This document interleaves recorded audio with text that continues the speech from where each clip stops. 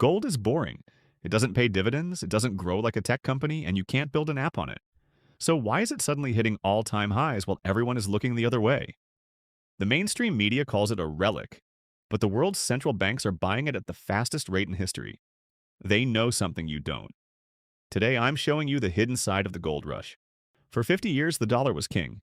But trust is a fragile thing. When you weaponize a currency, countries start looking for an exit.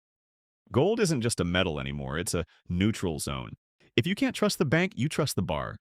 Central banks in the East are dumping U.S. treasuries and replacing them with physical gold. They are preparing for a world where the dollar isn't the only player. Inflation isn't just about prices going up, it's about the value of your labor going down. Gold is the only money that can't be printed into infinity. It's the ultimate insurance policy against government math.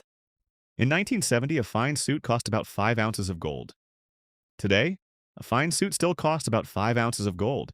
The suit didn't change. The gold didn't change. The paper in your pocket did. I'm not saying sell everything and buy a gold mine. I'm saying watch the smart money.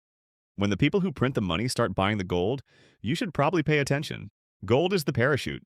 You hope you never need it, but you'd be crazy to jump without one. I used to be an investment banker. Now I just draw stickmen. Stay safe.